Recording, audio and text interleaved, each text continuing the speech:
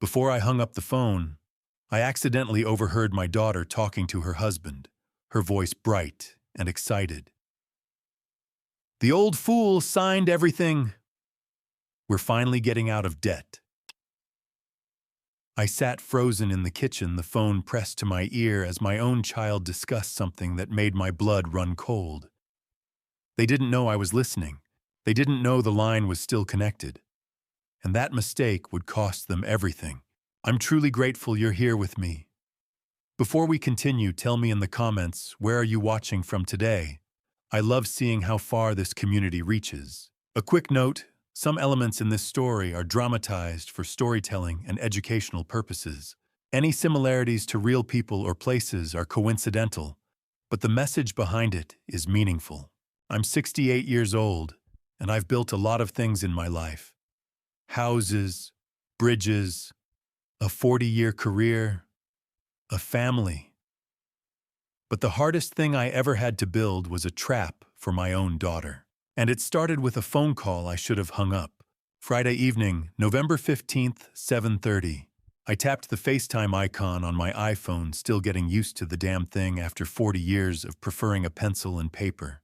Jessica had set it up for me last Christmas. "It's easy, Dad," she'd said. "Just tap here." Her face filled the screen after 2 rings. 38 years old, my daughter. She had her mother's warm brown eyes and my stubborn jawline. "Hey, Dad, happy early birthday to you, too." She laughed. Her birthday was today. Mine wasn't for another month. "Happy birthday, sweetheart. How's your day been?" Busy. Brad's making dinner. I think he's burning something." She glanced off-screen, smiling.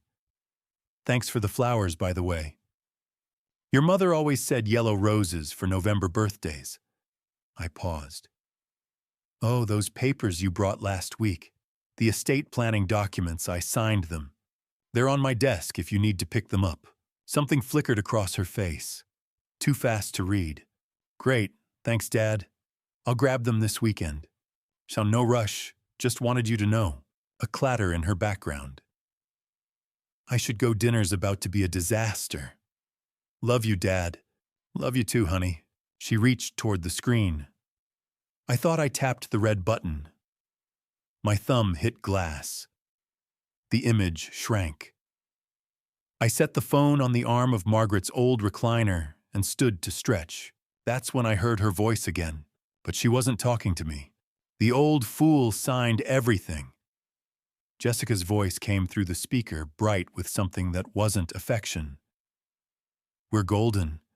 Next week we get him into Shady Pines, sell this house, and boom, 1.2 million in our pockets." I froze. My hand found the chair arm gripping until my knuckles went white. A man's voice. "Brad, my son-in-law." "You're sure he didn't read them?" "Dad doesn't read anything I give him. He trusts me." She laughed. Actually laughed. "The lawyer's ready. We file the guardianship petition Monday morning. By Monday afternoon, he'll be in the nursing home, and we'll be free. Your mom would be proud." Brad's voice carried a grin. "Finally getting out from under that debt. Dad built this house 30 years ago. Told me 1,000 times it'd be mine someday." Another laugh, colder. Guess someday came early. I don't remember sitting back down, but I was in Margaret's chair, phone still on the armrest, their voices still coming through clear. I should have confronted them right then, but I'm an engineer. We don't react, we calculate. When the call finally ended, I sat in silence. The house settled around me, the creak of oak floorboards, the tick of radiator pipes, the soft groan of the foundation. 40 years of sounds I'd been listening to. Every bit of it I'd built myself. Poured the foundation, ran every electrical line, chose every fixture. This wasn't just a house. It was proof I'd done something right. Something solid that would last. Margaret and I had raised Jessica here. I could still see her at 7 asking me to explain how bridges stay up. At 12, winning the science fair with a project on structural engineering. At 20, standing in this living room in her wedding dress. You look just like your mother, I'd told her. Somewhere between that morning and tonight, something had broken. I looked around. Margaret's chair. Our wedding photo on the mantel, 1984. The framed blueprints of this house on the wall, the ones I'd stayed up until 3 a.m., perfecting because I wanted every angle right. I taught her how to read blueprints. I said aloud to the empty room. To Margaret, maybe. Now she's drawing up plans to lock me away. 72 hours. That's what I had. Monday morning, she'd file the paperwork. By Monday afternoon, if she succeeded, I'd be in Shady Pines with no legal right to my own house, my own accounts, my own life. I picked up the phone, scrolled to a name I'd had for 40 years, Frank Miller. Retired detective best friend since we'd worked a construction site investigation in '85. But I paused. My engineer's brain was already working running calculations, checking the load-bearing points of this situation. Jessica had made a mistake. A big one. She'd assumed I was helpless, that I'd sign whatever she put in front of me and shuffle off wherever she sent me while she cashed out decades of my work. She'd forgotten something important. I've spent 50 years solving problems, calculating stress points, finding weak spots in a structure before it fails. And when something's about to collapse, I know how to shore it up or how to bring it down in a controlled demolition. I'm 68. My hands aren't as steady as they used to be, but my mind still sharp. Sharp enough to read the blueprints of my daughter's scheme. Sharp enough to find every weak point, every miscalculation, every angle she's gotten wrong. I walked to my study, picked up the folder of documents I'd signed without reading, flipped through pages of legal language I'd trusted because she was my daughter. Durable power of attorney. Advanced healthcare directive. I should have read them. But you're supposed to be able to trust your daughter. I set the papers down. 72 hours until she files Monday morning. 72 hours to build something she won't see coming. I'm a civil engineer. We don't panic. We assess. We calculate. We build. And in the next 72 hours, I was going to build a trap that would teach my daughter the most important lesson I'd apparently failed to teach her. Never underestimate the man who taught you how to read blueprints, because he can read yours too. The first hour I didn't move from Margaret's chair. I just sat there with the phone in my hand, replaying the recording. iPhones save audio automatically if a call doesn't disconnect properly, something about the system treating it like voicemail. I'd never known that until tonight. I listened 3 times. Each time I hoped I'd hear something different. But Jessica's voice came through clear. The old fool signed everything. By the 3rd replay, I'd moved past hoping. I started analyzing instead, breaking it down the way I used to break down structural problems on a job site. Estate planning documents. That's what she'd called them when she brought them over last Tuesday. Showed up around lunch with a folder, and that smile, the one that used to mean she'd aced a test. Just some standard stuff, Dad. Power of attorney healthcare directive, in case something happens. She'd been planning the something herself. I opened the folder on my desk. 6 pages neatly stapled. I'd signed the last page without reading the first 5. Why would I? She was my daughter. Page 1, durable power of attorney. Legal language I should have parsed, but didn't. Page 4, my signature blue ink, definitely mine. I recognized the way I still make the H in Hayes, too tall a habit from 40 years of signing blueprints. But the pages bothered me now. I held page 1 up to my desk lamp. The spacing between lines was tighter than page 4. The header, estate planning documents, was in a different typeface than the body text. She'd had me sign page 4. Then she'd attached different pages to the front. My signature was real. The document above it was not. I set the papers down carefully like they might explode. Shady Pines. Brad had said on that recording, the nursing home out past the county line. I'd read about it in the Oregonian last year's state investigation for financial exploitation of residents. The place had stayed open, though. Places like that always do. That's where she wanted to put me. Not because I needed care. Because she needed me out of the way. Monday morning, Jessica had said. We file the guardianship petition. I looked at the calendar on my desk. Today was Friday. That gave me 72 hours. The house creaked around me. 10 o'clock at night, the temperature dropping outside the old timber frame adjusting. I'd heard these sounds for 3 decades. Tonight they sounded different, like the house was asking me what I was going to do. I thought about Margaret. 5 years gone this past March. Cancer took her fast, 6 months from diagnosis to the end. Jessica had come home those last 3 months, moved into the guest room, helped with medications and hospice visits. Back then, I'd thought she was being a good daughter. Now I wondered. Had she been practicing, learning the system, figuring out how guardianship worked, so she'd know how to use it later? I played the recording a 4th time. "Yon 1.2 million in our pockets," Jessica's voice bright and eager. Finally getting out from under that debt. Brad's voice relieved. No, there wasn't another explanation. This was exactly what it looked like. I had 3 choices. First, confront them tomorrow. Show up at their house, play the recording, demand they stop. Problem, they'd know I knew. They'd change tactics, accelerate the timeline. I'd lose the element of surprise. Second, call the police tonight. Report attempted fraud. Problem, what fraud? I'd signed the documents.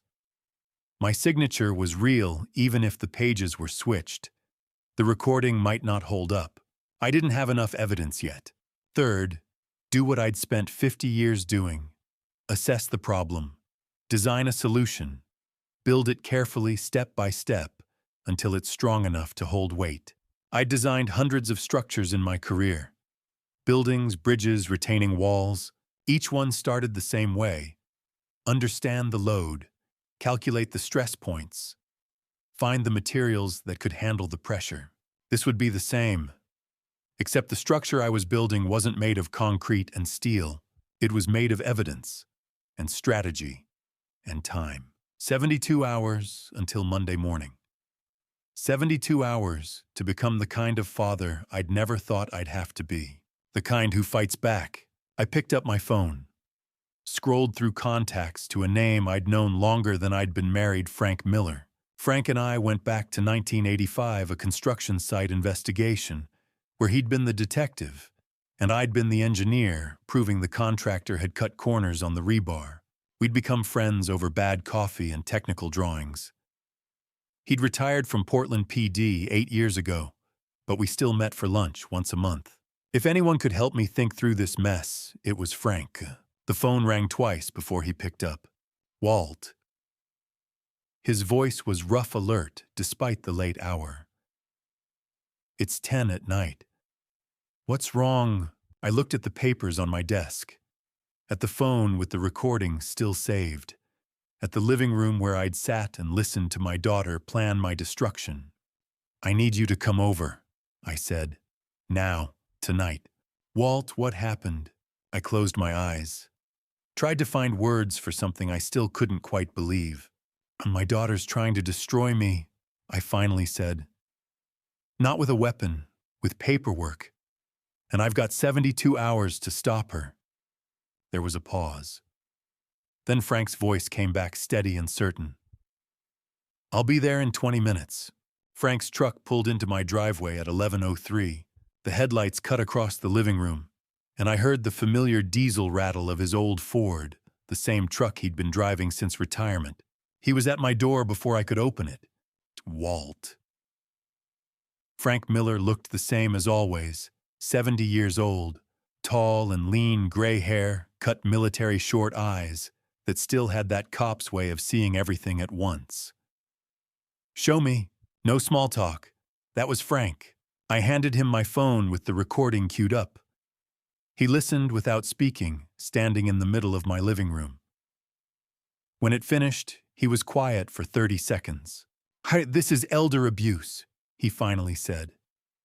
Organized, premeditated. They've been planning this for months, Walt. Months. Nobody puts together a guardianship petition over a weekend. There's lawyer consultations, medical evaluations, financial documentation. He handed the phone back. Show me the papers. I gave him the folder.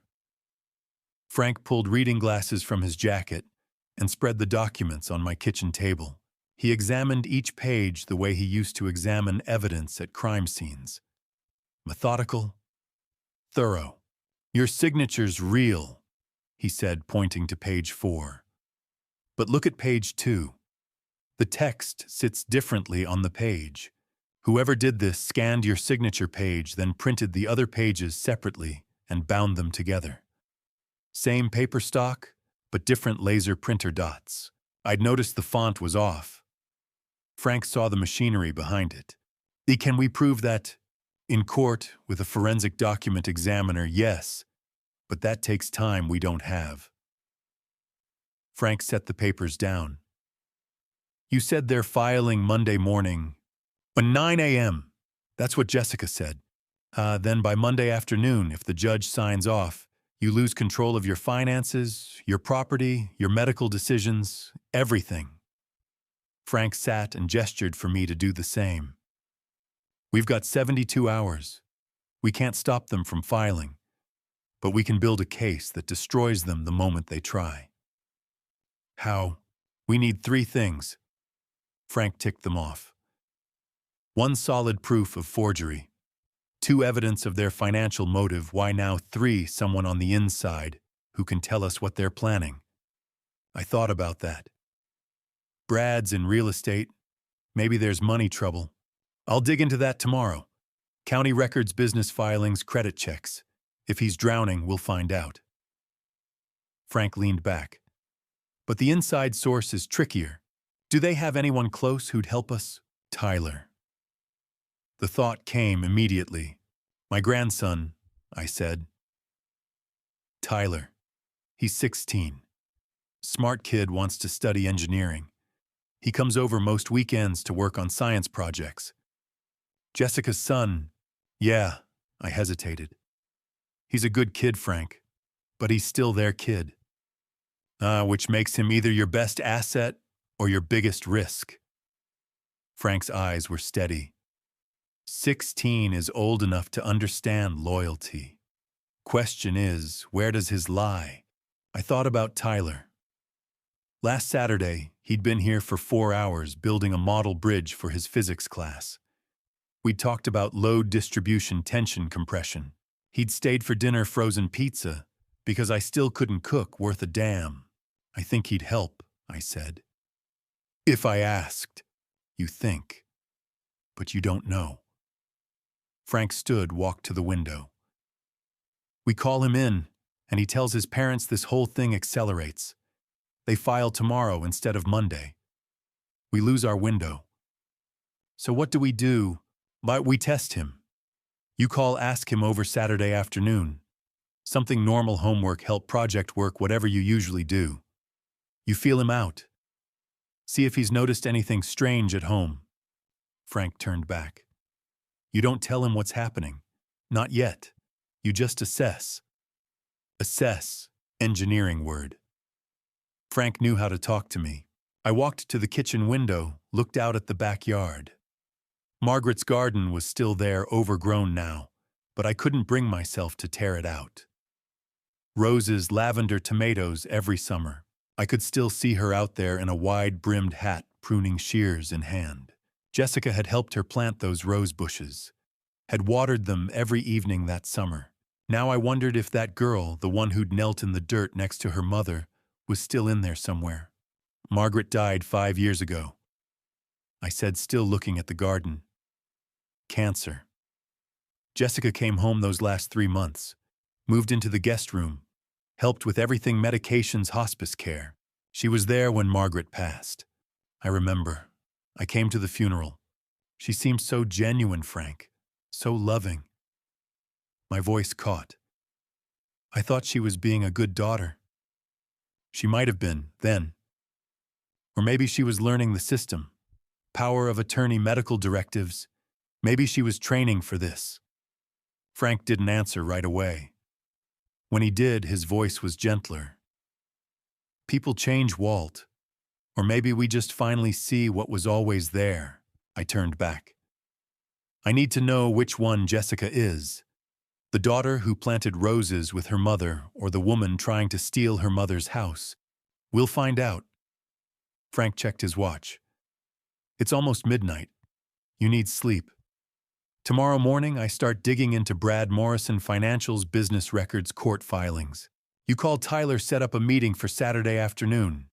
Casual, normal, and Walt, don't mention his parents at all. I nodded. Understood. Frank headed for the door, then paused. One more thing. If Tyler's not on our side, if he tells them we're out of options, they'll file for emergency guardianship. We'll lose. I know. So make sure you're right about that, kid. After Frank left, I stood in the living room for a long time. The house settled around me, those familiar creaks and groans. I was about to bet everything on a 16-year-old boy's loyalty. A boy I loved, but whose parents were planning to destroy me. Either Tyler would help me survive this, or he'd be the one who finished me off. Saturday morning, I woke at 6, earlier than I had in months. Couldn't sleep knowing Frank was out there digging while I sat waiting. I made coffee, checked my phone every 10 minutes. Finally at noon, Frank called. Now, Walt, I've got what we need. His voice had that flat tone he used when he'd cracked a case.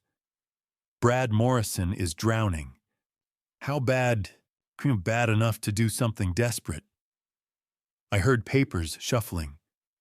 Brad's got credit card debt, $124,000 across 6 cards.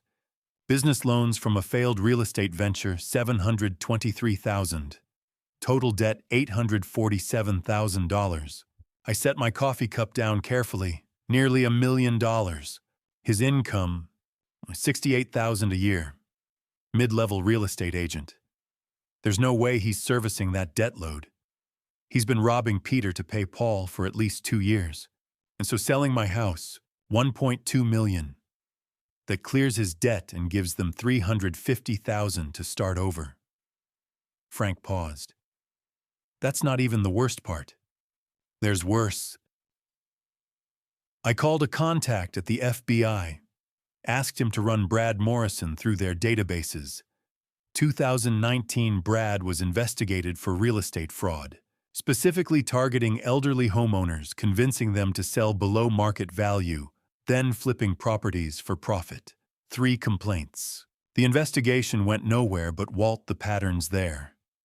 This isn't the first time Brad's thought about exploiting someone older. My hand tightened on the phone. He's done this before. He's tried.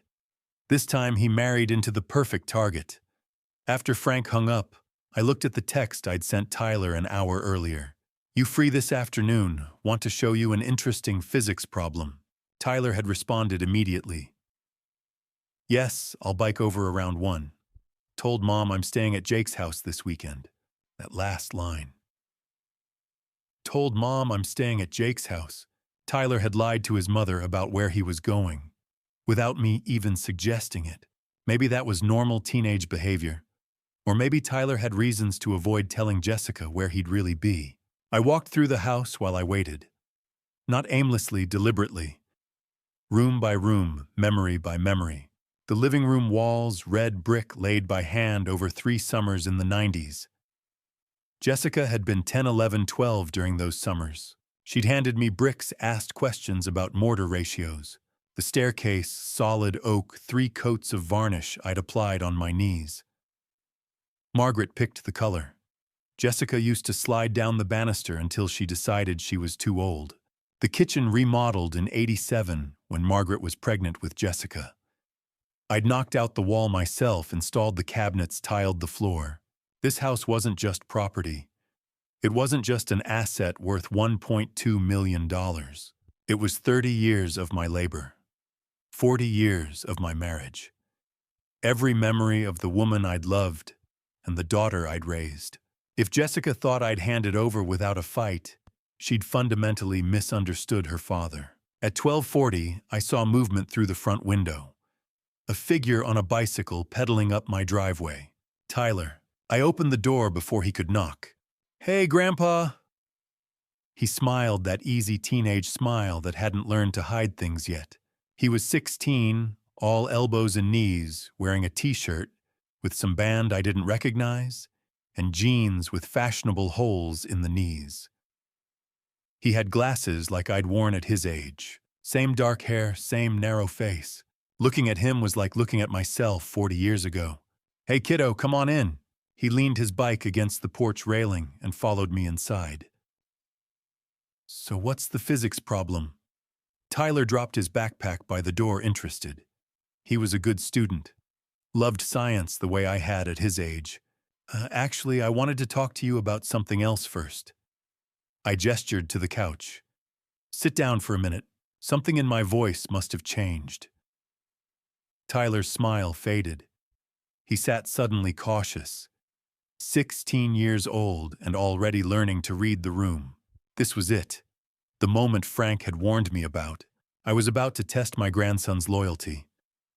Find out if he'd help me survive or if he'd run straight back to his parents and tell them everything. If I was wrong about Tyler, if he chose them over me, this whole plan collapsed. Jessica and Brad would accelerate their timeline, file for emergency guardianship, claim I was paranoid, delusional, a danger to myself. By Monday afternoon, I'd be in Shady Pines, and this house would be listed for sale. But if I was right about Tyler, Grandpa, Tyler's voice was uncertain. "Is everything okay?" I looked at this boy, this young man, who shared my face and my love for how things worked. Who came to my house on weekends because he wanted to, not because his parents made him. Who'd lied to his mother this morning about where he was going. "I need to ask you something," I said. "And I need you to tell me the truth, even if it's hard." "Can you do that?" Tyler nodded slowly. His eyes behind those glasses were scared now. Smart kid. He knew something was wrong. "Have you noticed anything strange at home lately? Your parents acting different, talking about things when they think you're not listening." And just like that, Tyler's face changed. He knew something. I thought the hard part would be hearing my daughter plot against me. Turns out the hard part is sitting across from my 16-year-old grandson, wondering if I'm about to ruin his life by telling him the truth. "Grandpa, can I ask you something about physics?" Tyler leans forward, elbows on his knees, exactly the way I used to sit when I was drafting bridge plans at the kitchen table. "My teacher says Newton's first law is just about inertia, but isn't it really about resistance to change?" I blink. For a moment, I forget about the forged documents, the nursing home, the 72-hour countdown. This is what I miss most about Margaret. She used to say I came alive when someone asked me to explain how the world worked. You're smarter than your teacher," I tell him. "Newton's first law isn't just physics. It's philosophy. An object at rest stays at rest unless acted upon by an outside force. That's not just about motion, it's about systems. About equilibrium. You know what equilibrium means?" Tyler nods, eyes bright. "Balance!" "Right. And you know what breaks equilibrium? Force. External force." I correct. Something from outside the system. Like. I pause, choosing my words carefully. Like when someone tries to move you out of your own house. Tyler's face changes. The brightness fades. He glances at the front door, then back at me. We talk for 30 minutes. I walk him through all three laws: inertia, acceleration, action, and reaction. He asks good questions. He reminds me of myself at that age, hungry for answers, impatient with vague explanations. When we finish, I pour him a glass of water and sit back down. "So," I say, keeping my voice light. "How's school? How's your mom?" Tyler takes a long drink, sets the glass down carefully, centering it on the coaster. "She's been asking me weird questions. What kind of questions? About you. He won't meet my eyes. Like, do you forget things a lot? Do you repeat yourself? Do you ever get confused about what day it is? My chest tightens, but I keep my face neutral. And what do you tell her? I told her no, because it's true. You don't forget anything. He looks up now, frustrated. But she keeps asking. And last week she told me I should start writing things down. Like if you ever do forget something, I should make a note of it. For your health, she said. I nod slowly. Did she say why? She said it's normal for people your age, that we need to keep track just in case. Tyler's hands twist together. But Grandpa, you're not sick. You remember everything. You remember the exact date you poured the foundation for this house. You remember Mom's middle school teachers. You even remember the name of that dog we had when I was 5. Pesca, I say quietly. Yeah, Biscuit. Tyler's voice cracks a little. So why is she acting like you're losing your mind? I stand up, walk to the shelf, where I keep my old tape recorder, the one I used for site inspections back in the 80s. I've transferred the audio from my phone to this device, old school, harder to trace. I press play. Jessica's voice fills the room. Cold, calculated. The guardianship petition goes in Monday morning. Once the judge sees the medical records, it's done. We move him to Shady Pines, sell the house, clear the debt.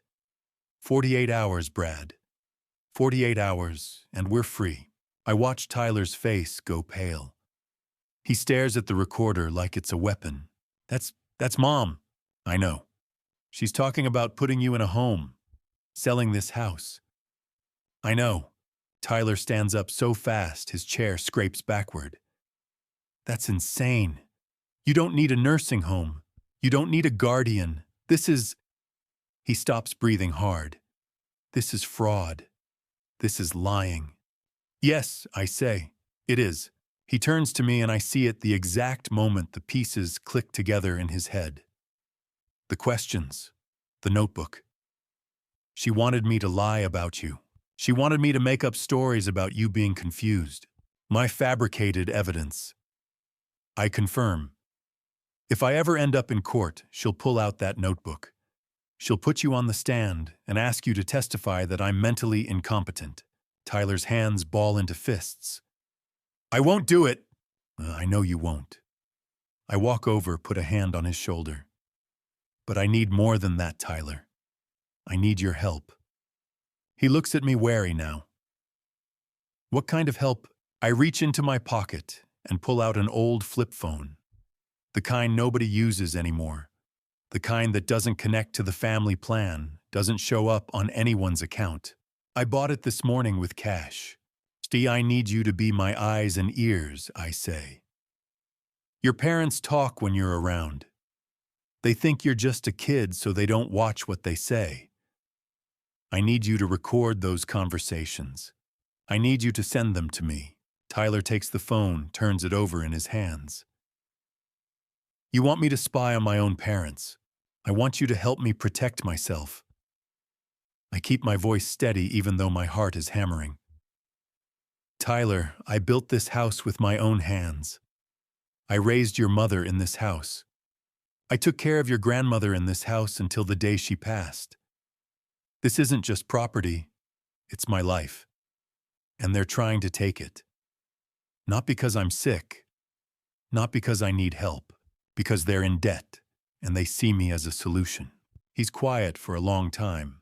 Then, what if they find the phone? Try hide it.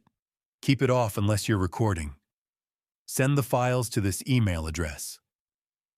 I hand him a slip of paper. Delete them right after.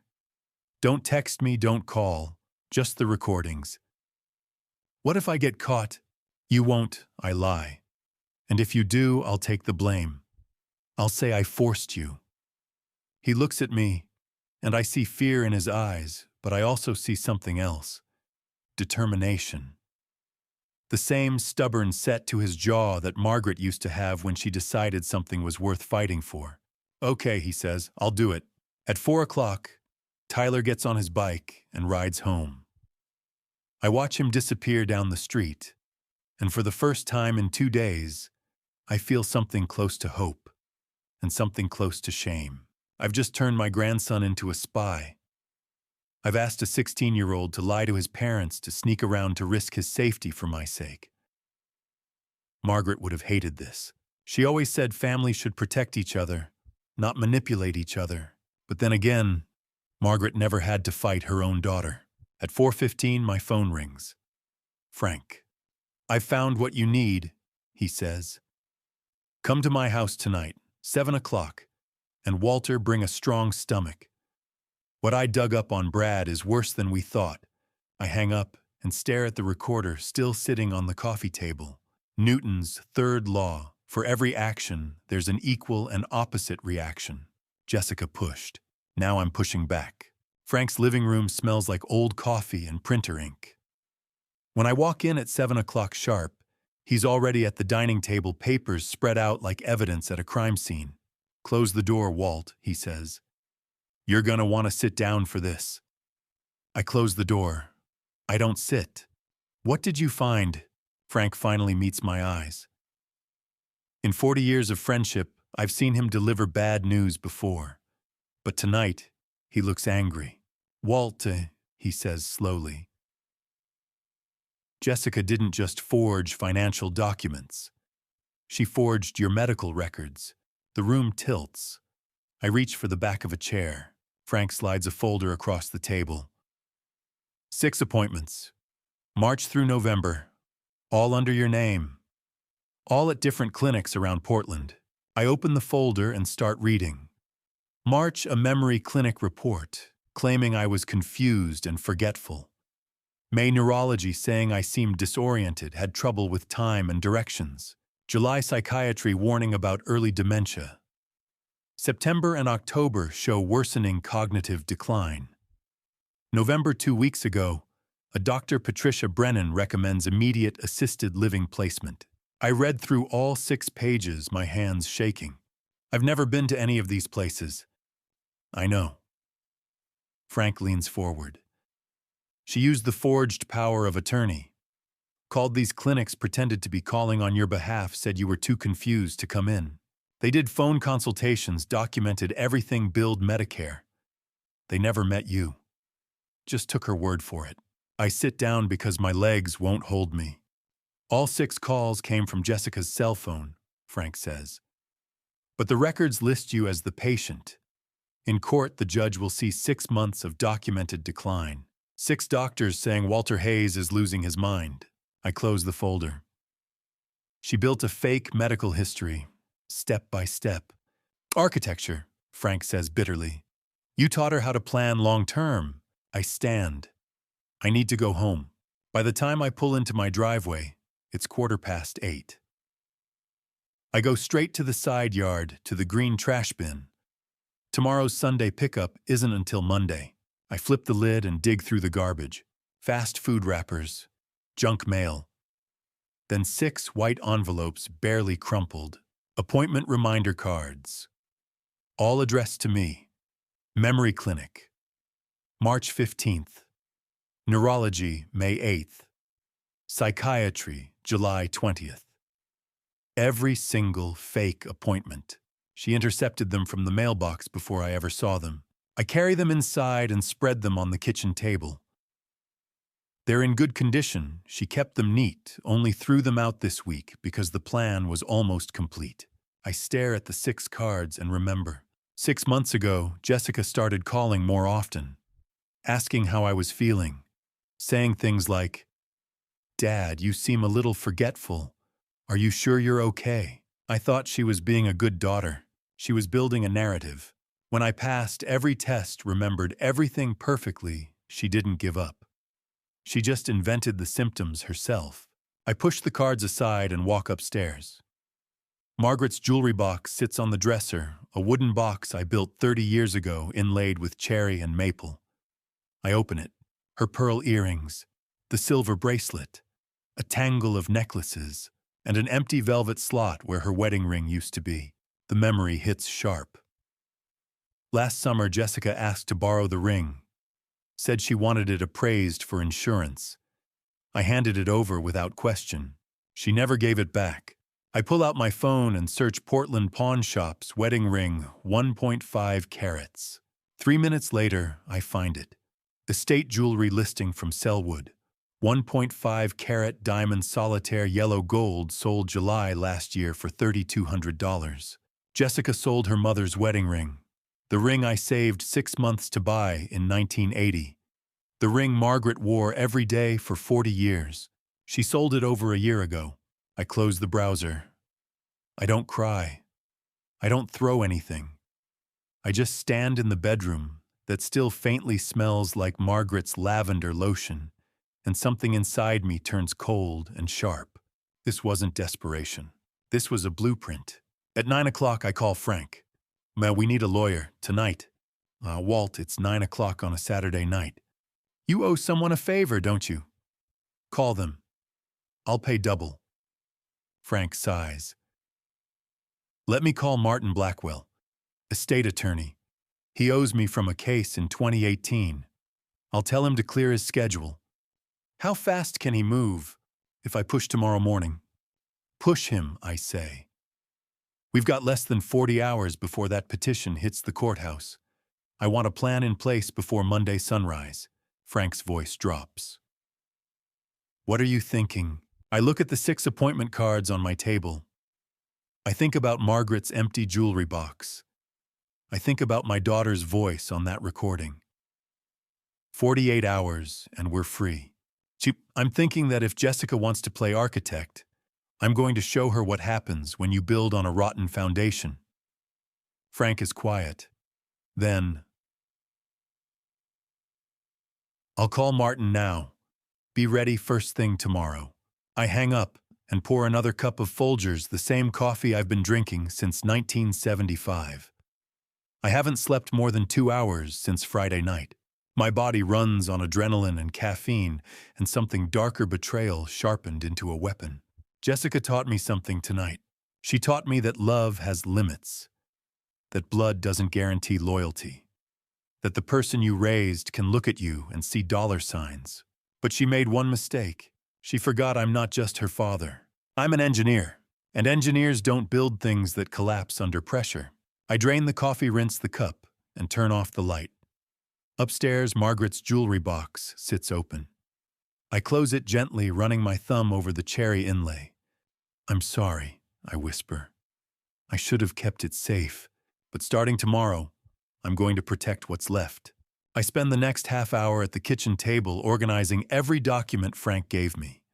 The fake medical records, the appointment reminder cards, the forged power of attorney. I spread them out in chronological order, March through November, like I'm laying out blueprints for a building inspection. At 9:45, the doorbell rings. The man on my porch is about 60, gray-haired, wearing a vest and tie, even though it's late on a Saturday night. He's carrying a leather briefcase that looks older than my truck. Mr. Hayes, he says, extending a hand. Martin Blackwell. Frank called me 2 hours ago and said I owed him. He was right. I shake his hand and let him in. Frank pulls up 30 seconds later, and the three of us sit at the kitchen table. Martin doesn't waste time. He opens his briefcase, pulls out a yellow legal pad, and looks me straight in the eye. Frank sent me your documents this afternoon, he says. What your daughter is doing this is textbook elder abuse. Forged financial documents, fabricated medical records, systematic fraud. The problem is, if she files that guardianship petition Monday morning, she'll have legal control over everything you own before you can fight back, including this house. So what do we do? I ask. Martin taps his pen on the legal pad. We take the house off the table, literally. He flips the pad around, so I can see the diagram. He's drawn a box labeled Irrevocable Living Trust with arrows pointing to my name, Tyler's name, and the house address. Here's how it works, Martin says.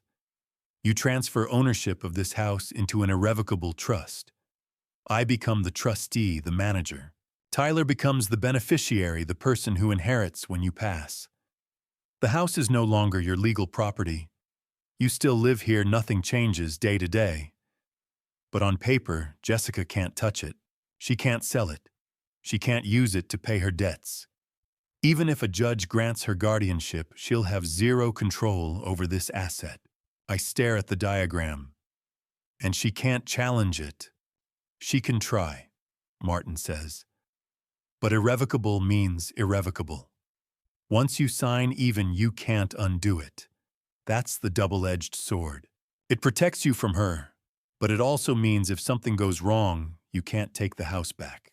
Frank leans forward. Walt, you understand what he's saying? You're betting everything on Tyler. I look at the diagram again. Tyler's name in the beneficiary box. A 16-year-old kid who could in theory decide his parents were right. Who could turn on me. Who could side with his mother and leave me with nothing. But I remember the look on his face when he heard that recording. The way his hands shook when he agreed to spy on his own parents. Tyler won't betray me, I say. That kid loves me for who I am, not for what I own. You're sure? Frank asks. I've spent 40 years betting on concrete and steel, I say. Tonight I'm betting on my grandson. Martin nods slowly. All right. Then let's do this. He pulls out a laptop and a portable printer from his briefcase. I'm going to draft the trust documents right now. We'll execute them tonight, and I'll file electronically with the state. Oregon's system runs 24/7. By Sunday morning, this trust will be active and recorded. How much is this going to cost me?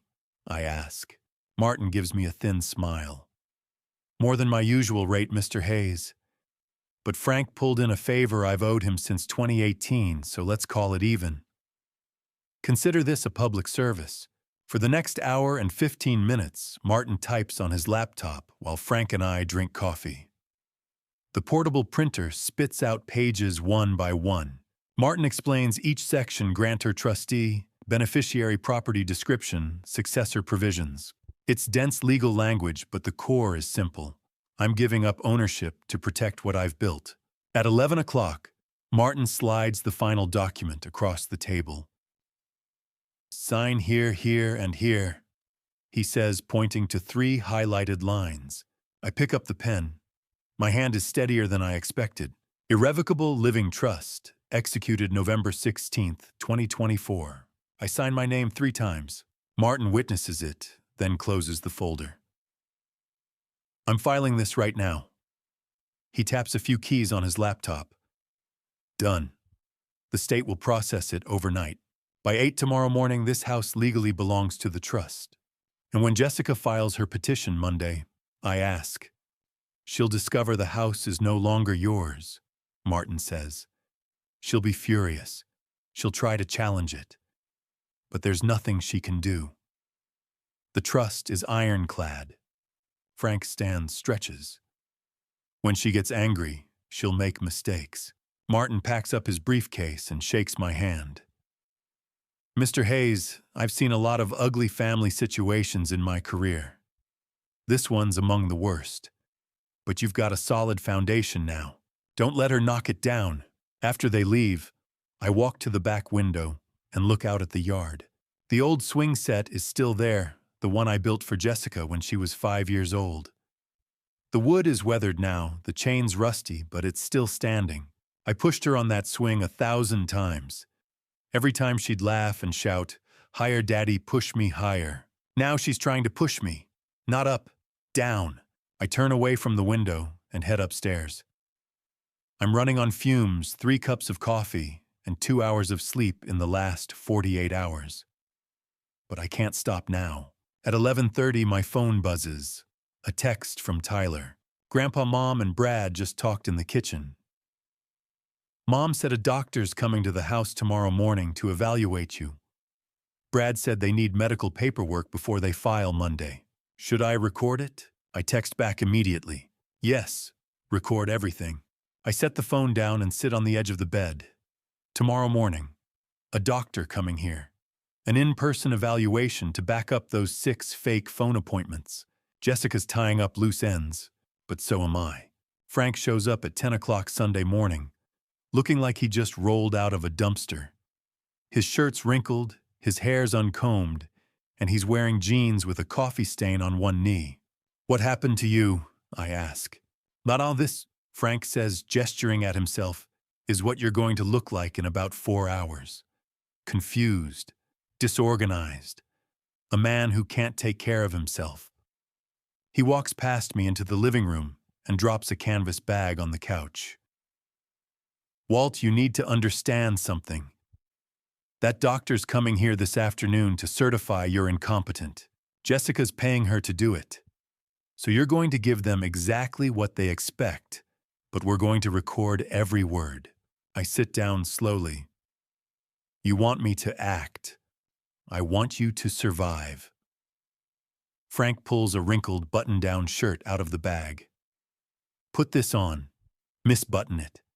Make it look like you got dressed in the dark." For the next 2 hours, Frank coaches me like a director prepping an actor for opening night. Costume, old shirt, buttoned wrong, loose jeans that bag around my ankles. Frank makes me tuck the shirt in crooked, so one side hangs lower than the other. Body language, slow movements, slight shuffle when I walk. Eyes that drift around the room like I'm searching for something I can't remember. Speech hesitate before answering, repeat questions back, and "What day is it?" at least 3 times during the conversation.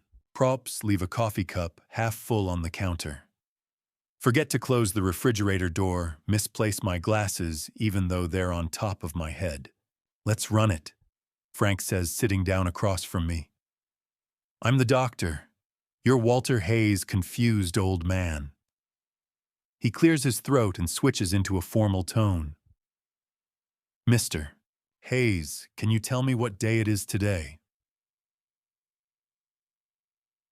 I pause, let my eyes wander to the window, then back to him. "Today, it's Saturday, isn't it? Or Sunday, I'm not entirely sure." "Good start," Frank says. "But slower. You're not drunk, you're confused. There's a difference. Drunk people slur. Confused people search for words.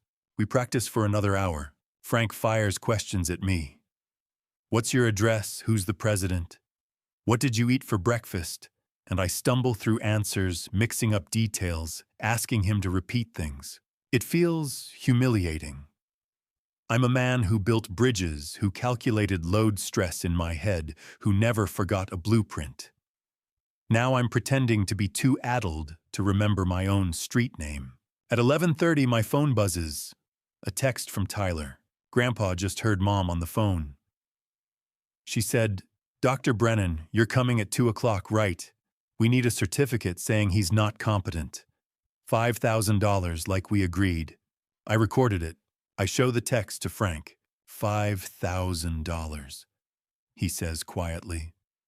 "That's not a consultation fee. That's a bribe.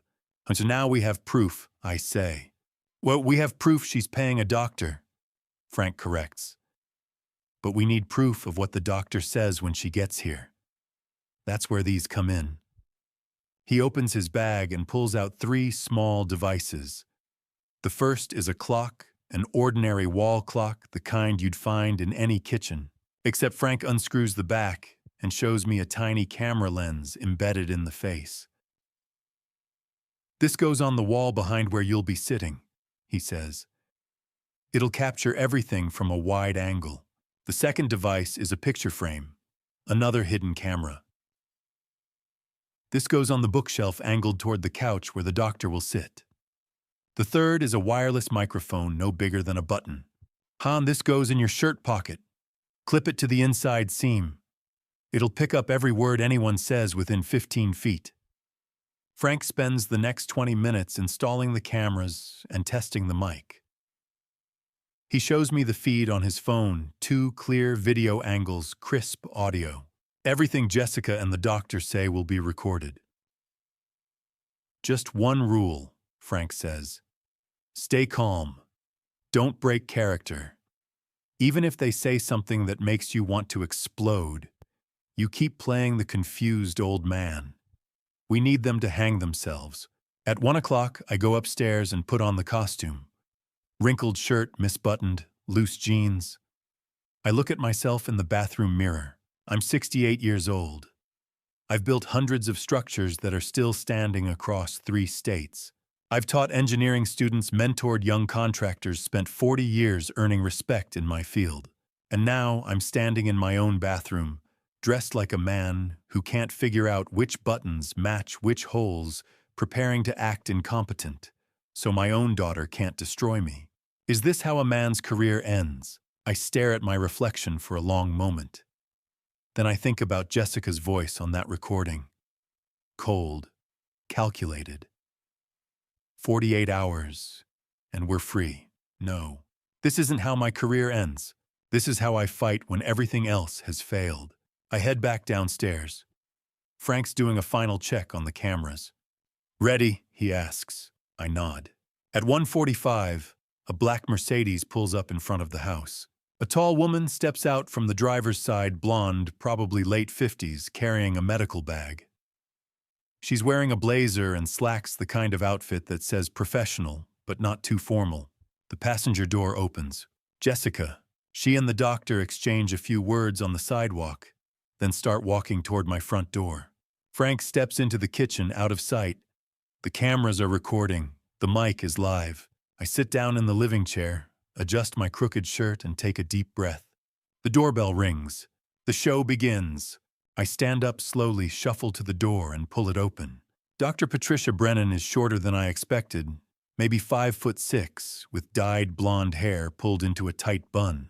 She's wearing a navy blazer over a white blouse, carrying a leather medical bag that looks expensive. Her smile is professional, practiced. Behind her, Jessica stands on the porch step. Hands clasped together, face arranged into an expression of concern. Jessica says softly, stepping forward. This is Dr. Brennan. Remember I mentioned her last week? I scheduled a health checkup for you. I let my eyes drift between them, then back to Jessica, like I'm trying to place the memory. A doctor, oh, I don't... Did you tell me? It's okay, Mr. Hayes. Dr. Brennan says, her voice smooth and reassuring. May I come in? I step aside, shuffle back toward the living room. They follow me in. Jessica closes the door behind them. Dr. Brennan sits on the couch, sets her bag beside her, and pulls out a clipboard. Jessica stays standing near the doorway, arms crossed, watching. Mr. Hayes. Dr. Brennan begins. Can you tell me what day it is today? I pause. Let my eyes wander to the window like I'm searching for the answer outside. Today, it's Saturday, isn't it? Or Sunday. She writes something on her clipboard. And do you remember my name? I look at her, squint a little. Your name is Doctor. I'm sorry, I've forgotten. More writing. Can you tell me your home address? I hesitate, then recite the street name correctly, but give the wrong house number off by 20. She doesn't correct me, just writes it down. Who's the current president, Mr. Hayes? I frown like I'm reaching deep into my memory. Oh, that's Obama, isn't it? Jessica shifts her weight near the door. I see her glance at Dr. Brennan, some unspoken signal passing between them. And how are you managing daily tasks? Dr. Brennan asks. Eating, bathing, that sort of thing. I shrug, let my voice trail off. Sometimes I forget to eat breakfast, or I can't remember if I already ate. Dr. Brennan nods sympathetically and makes another note. Jessica steps forward, now her voice thick with false worry. Doctor, he's getting worse every week. Last week he left the gas stove on all night. I came over the next morning and the whole house smelled like gas. I'm terrified something's going to happen. I keep my face blank, but inside I'm cataloging the lie. I don't have a gas stove. I installed an electric range in 1987 and haven't touched it since. Dr. Brennan looks up at Jessica, then back at me. Mr. Hayes, do you remember leaving the stove on I shake my head slowly. I don't think so. Maybe. He doesn't remember, Jessica says, her voice breaking a little. That's what scares me. Dr. Brennan closes her clipboard and stands. Mr. Hayes, I'd like to step outside with your daughter for just a moment. Will you be all right here? I nod, settle back into the chair, like an old man content to wait. They walk out onto the front porch. The door doesn't close all the way. There's a 2-inch gap. I can't see them, but I know the cameras are still recording. And the wireless mic Frank clipped near the door frame is close enough to pick up voices. I sit very still and listen. Jessica's voice quieter now, but still audible. Doctor, can you write a certificate saying he needs assisted living, something I can submit with the guardianship petition? Dr. Brennan's reply is cautious. I'd need to do a more thorough evaluation. These things take time. Had we agreed on $5,000? Jessica's tone sharpens. Here's $2,500 up front. There's a pause. I hear the faint crinkle of an envelope being opened. Then Dr. Brennan's voice lower, smoother. Oh. Well, in that case, I can certainly expedite the paperwork. I'll have a report written by this afternoon. Thank you, Jessica says. I knew I could count on you. Footsteps. The door swings open. Dr. Brennan steps back inside, her professional smile firmly in place. Mr. Hayes, she says, based on what I've observed today, I'm recommending that you be placed in an assisted living facility. You need 24-hour care. It's for your own safety. I let my face crumple a little, like I'm trying to process the words, but can't quite grasp them. Assisted living. What's that? It's a place where people can help you. Dad, Jessica says, moving to my side, resting a hand on my shoulder. A safe place. Dr. Brennan packs up her clipboard and extends a hand. Take care, Mr. Hayes. I shake her hand weakly. She leaves. Jessica stays. She crouches down in front of my chair, takes both my hands in hers. Her eyes are wet, actual tears, or a damn good imitation. Dad, she whispers. I'm so worried about you.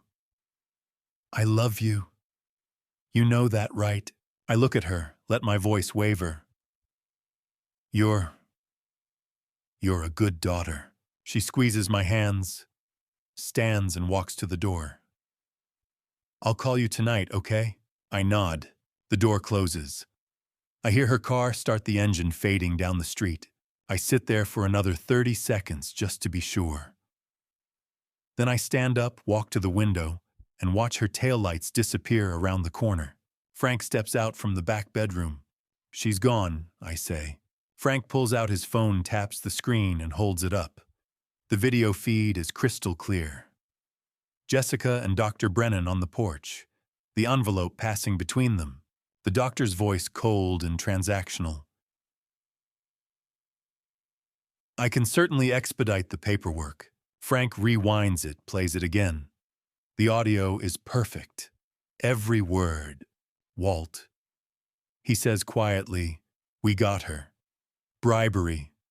Medical fraud. Criminal conspiracy. This is prosecutable. I pull off the wrinkled shirt, toss it onto the couch, and grab a clean one from the closet. The costume's over. I'm done pretending. Now we just wait for Monday morning, I say. Frank nods. You should try to get some sleep. I will, but I don't. At 8 o'clock that night, my phone buzzes. Another text from Tyler. Grandpa, Mom, and Brad just opened champagne. Mom said, we file at 9 tomorrow morning. By noon, the house is ours. Brad said, finally debt-free. They're laughing really loud. I recorded it. I read the message twice, then set the phone down on the kitchen table. Frank looks at me from across the room. You gonna be able to sleep tonight? I shake my head. No, but that's all right. Why's that? I look out the window at the dark street, the porch light casting long shadows across the yard. Because tomorrow, I say, my daughter's going to learn the last lesson I'll ever teach her. Never underestimate a man who's protecting what he loves. Frank doesn't say anything. He just nods, picks up his coffee cup, and drains the last of it. Outside, the night is quiet. Inside, I'm ready for war. Frank shows up at 6 o'clock with a canvas bag full of documents and a large sheet of poster board tucked under his arm. "Let's organize this," he says, spreading everything across my dining table. He arranges the evidence in rows, like an engineer laying out materials for a final inspection. 6 appointment reminder cards lined up chronologically. March, May, July, September, October, November. An 8-month blueprint of Jessica's plan. Next to them, the medical records from the phone consultations. Then Brad's financial statements, the original recording, the video of Dr. Brennan accepting the bribe, printouts of Tyler's 18 text messages, and the trust documents showing the house now belongs to Tyler. Frank unfolds the poster board and starts drawing a timeline in black marker. March 2024. Jessica begins creating fake medical records. July 2024. Margaret's wedding ring sold for $3,200. September 2024. Jessica asks Tyler to document Walter's confusion. November last week. Walter signs forged power of attorney. Sunday, Dr. Brennan bribed $2,500. Monday, tomorrow, guardianship petition filed. He taps the final entry. This is the roadmap. Every step planned. Every move calculated. I stare at the timeline. 8 months of architecture. My daughter didn't wake up one morning and decide to destroy me. She built this piece by piece the same way I taught her to approach any long-term project. At 7:30, Frank sets up his laptop and calls Martin Blackwell on video. Martin's face fills the screen. His office visible behind him, shelves of law books, framed degrees on the wall. "Gentlemen," Martin says, "I've reviewed everything you sent. Here's what we're looking at in terms of charges: elder abuse, financial fraud, forgery, medical identity theft, bribery of a medical professional, criminal conspiracy." He pauses, adjusts his glasses. If Jessica's convicted, she's facing 10 to 15 years in prison. Brad, as an accessory and co-conspirator, 7 to 10. Dr. Brennan will lose her medical license and serve at least 5 years. The numbers hang in the air. Frank leans back in his chair. "And the evidence is solid, airtight," Martin says. "Between the recordings, the financial trail, and the video of the bribe, this is prosecutable on every count." He looks directly at me through the screen. "Mr. Hayes, you've built a case that would make a district attorney weep with joy." I nod, but I don't feel victorious. I just feel tired. Martin ends the call. Frank closes the laptop and looks at me. "Walt," he says quietly, "you can still walk away from this. Take all of this to the police right now. Let them arrest Jessica and Brad tomorrow morning. You don't have to be there. You don't have to face her." I shake my head. "I need to look her in the eyes," I say. "I need her to see that I'm not some confused old man she can manipulate. I need her to know I fought back." Frank studies me for a moment, then nods. "All right. Then let's make sure we do this right." He picks up his phone and dials, puts it on speaker. A woman's voice answers. "Frank Miller. It's been a while." "Hello, Sarah," Frank says.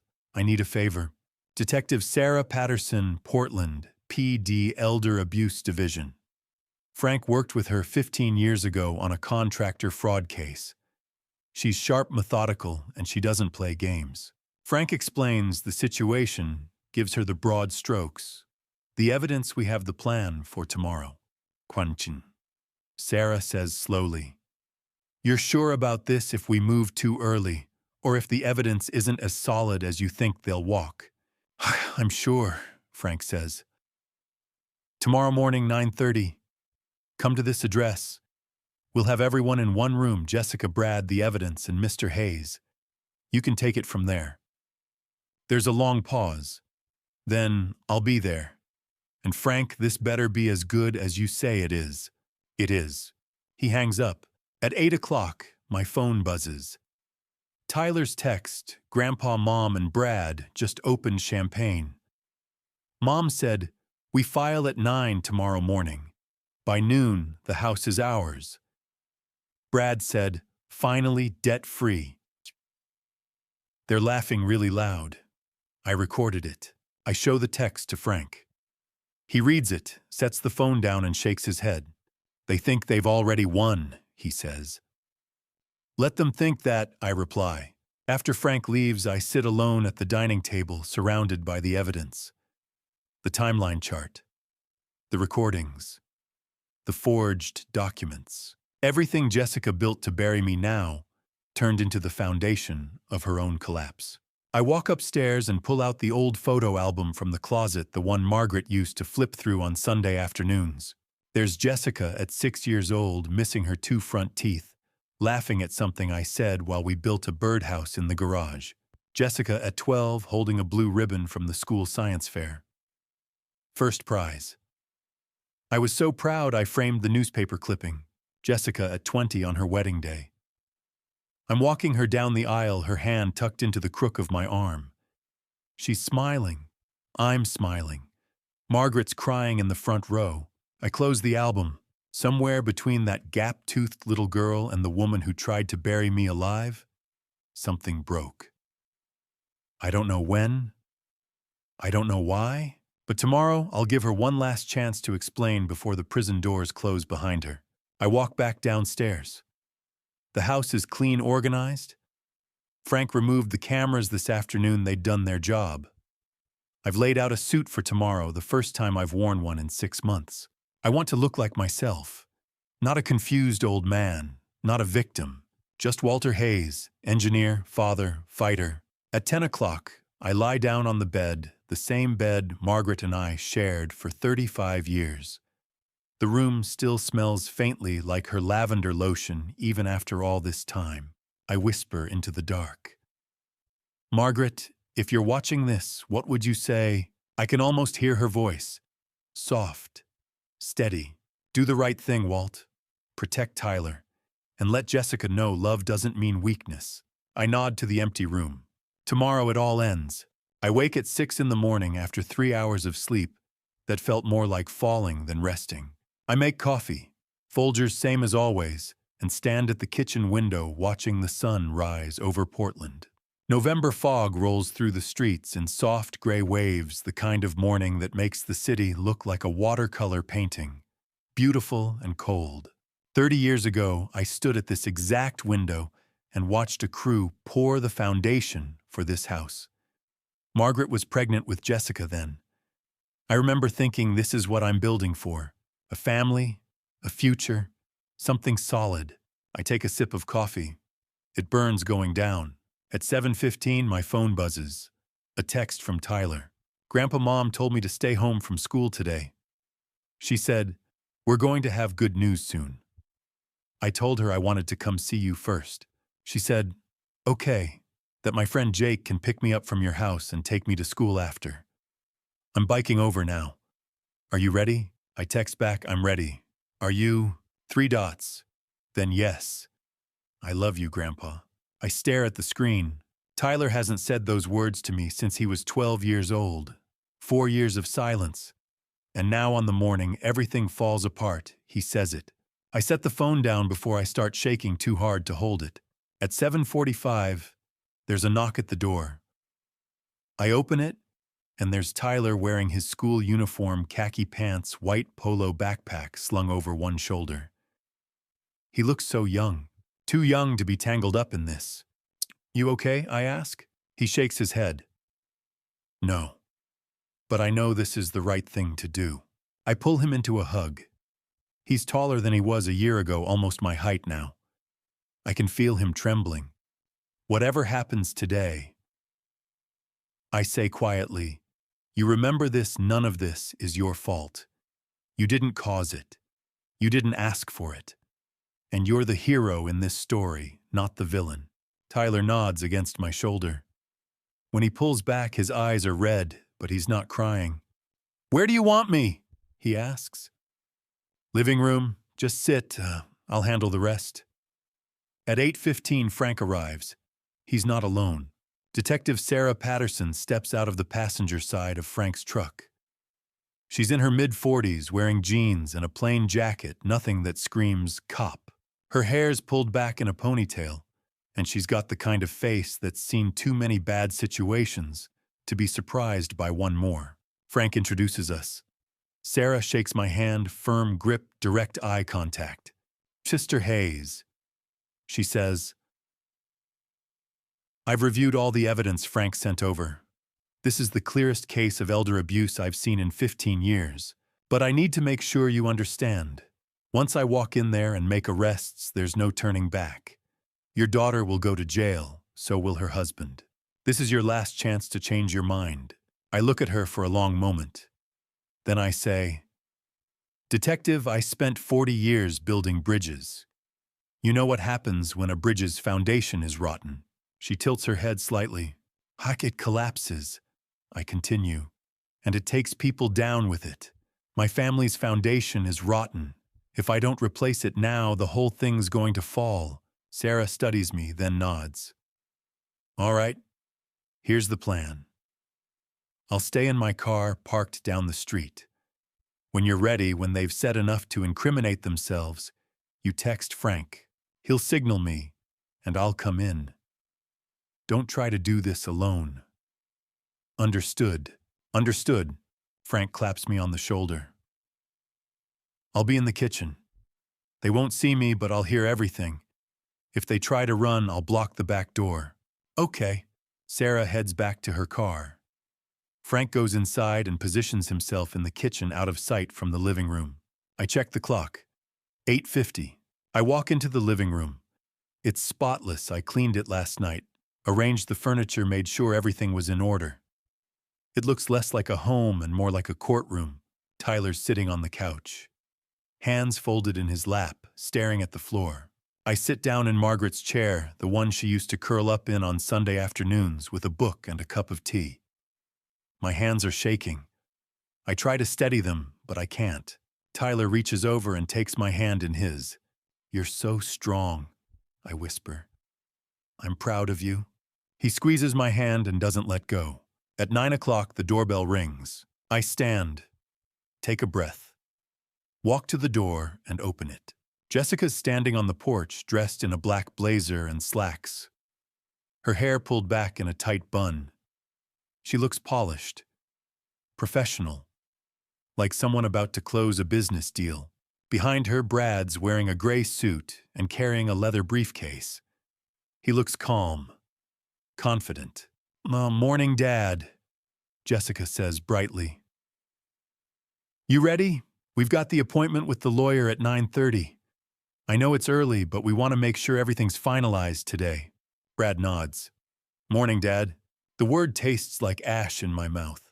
Come in, I say. We need to talk. Jessica's smile doesn't falter. Of course. Let's talk on the way.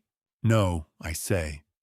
We're talking here now. Come inside. Something flickers across her face. Confusion maybe, or the first edge of suspicion, but she steps through the door. Brad follows. I close the door behind them and lead them into the living room. They walk in, and Jessica stops mid-step. Tyler's sitting on the couch. Tyler. Jessica's voice sharpens. What are you doing here? Why aren't you at school? Tyler doesn't answer. He just looks at her, his face blank, his hands still folded in his lap. Jessica turns to me, and for the first time I see her mask slip. Just a little. Just enough. Dad, what's going on? I close the door to the living room. Lock it. Then I turn to face her, and when I speak, my voice is different. Steady, clear, no hesitation, no confusion. Sit down, I say. Both of you. We have a lot to talk about. Brad glances at Jessica. Jessica stares at me, And for the first time in 8 months, I see a flicker of worry in her eyes. She's starting to realize something's wrong. If you're still here, comment 1 so I know you're standing with me. And tell me, if it were you, would you forgive? Or would you let the truth explode in front of everyone? What happens next changes everything. And before we continue, please note, the next part includes some dramatized elements for storytelling impact. It may not reflect reality exactly as shown. If this isn't for you, this is your moment to step away. Jessica and Brad sit down on the sofa. Jessica's still trying to hold her smile in place, but I can see the cracks forming. "Dad," she says, her voice bright but tight. "What's going on? We're going to be late for the appointment." "There is no appointment, Jessica." The smile falters. "What do you mean?" I stay standing. "I want the height. I want the control. Friday last week." I say slowly, "I called to wish you a happy birthday." "You remember that?" Jessica glances at Brad, then back at me. "Yes, I remember." "Do you remember that I mentioned signing some papers?" Her face flushes slightly. Yes." I never hung up the phone, Jessica. Silence drops like a stone. When I heard the entire conversation between you and Brad. Brad stands up fast enough that the couch cushion shifts. "What are you talking about?" "We didn't." I cut him off. "The old fool signed everything." "That's what you said, Jessica. Next week we'll move him to Shady Pines." "That's what you said, Brad." Jessica's face goes white. "Dad, you misunderstood." "How did I?" I reach into my pocket and pull out a folded piece of paper. I unfold it slowly, deliberately. It's the transcript Frank printed out for me, every word of that conversation time-stamped. I set it on the coffee table. Jessica stares at it like it's a live grenade. I reach into the drawer of the side table and pull out the 6 appointment reminder cards. I don't describe them. I don't explain them. I just set them down on the coffee table in a neat row, one by one. March, May, July, September, October, November. These, I say, are 6 medical appointments you arranged by impersonating me. I never went to any of these places. You created a fake medical history over 6 months. He's confused. He can't remember. He's not capable of living alone. As I set down the last card, I watch Jessica's face. She stops breathing. Her hands start trembling. She knows. She knows I know everything. And Dad. Her voice shakes. That was because... Because what? I lean forward. Because you needed evidence to convince a judge I was incompetent. Jessica opens her mouth. Nothing comes out. From the couch, Tyler speaks. His voice is quiet, but it cuts through the room like a blade. Mom made me write down every time Grandpa was confused. But he was never confused. She made me lie. Jessica whips around to face him. Tyler, you told him. Tyler looks her right in the eye. Yes, because I love him. And you, Mom, I don't know who you are anymore. Jessica's face crumples. Brad's on his feet, now red-faced, jabbing a finger at Tyler. You little... Sit down. My voice is ice. Brad freezes. I turn back to Jessica. Sunday afternoon, you brought Dr. Brennan to this house. You paid her $2,500 to write a fake evaluation. I have proof. Video and audio. Frank steps out of the kitchen holding a tablet. He taps the screen, then turns it toward Jessica and Brad. The video plays. Clear as daylight.